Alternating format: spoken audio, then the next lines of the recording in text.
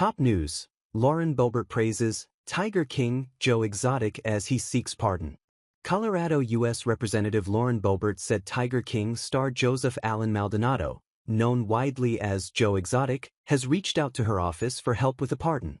Exotic gained widespread notoriety during the COVID pandemic when Netflix aired a documentary centered on him and his tiger sanctuary in Oklahoma.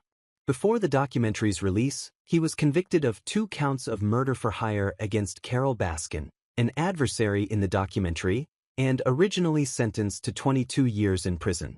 The sentence was later decreased to 21 years. Exotic has curried favor with President Donald Trump in his repeated attempts to serve less time behind bars, including offering his services to help Trump defeat Kamala Harris in last year's election. He even advocated for a cabinet position in a Trump-led White House. He's also reached out to various lawmakers, including Boebert. Joe Exotic has reached out to me, or at least his team has, in the past, and other members of Congress for sure, Boebert told Alex Stein of Prime Time with Stein.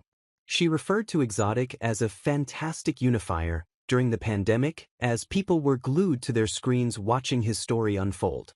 She said she watched episodes while sitting on her coffee table due to the intrigue. I enjoyed the heart and sentiment of Joe, and since he's been in prison, his outreach and even wanting to run against President Trump while in prison is certainly a part of the American grit and spirit, she added. But we'll see what the pardon team says, and I'll keep putting in words for him. His efforts to attain a pardon have escalated in recent months for different reasons. In January, he told Newsweek that his prostate cancer was back out of remission and that prison medical care sucks. His representatives said at the time that he was no longer receiving treatment for lung or prostate cancer. His pleas have gone beyond a pardon, however. In May, his 33-year-old husband Jorge Marquez Flores was deported to Mexico for illegal entry to the U.S. after completing a federal prison sentence. Exotic took to social media in the aftermath, offering to give the U.S. government half his earnings in exchange for a way to reunite and live with Flores in the U.S. He even offered to purchase one of Trump's $5 million gold cards, in reference to the president's gold card program originally introduced as a method to grant U.S. residency to those who invest $5 million in the country.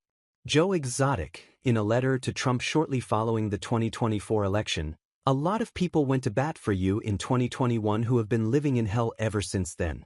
Everyone hopes you keep the promises you made during your campaign, which include pardoning everyone sooner than later in January 2025. Trump has not acknowledged correspondence from Exotic or hinted toward a pardon.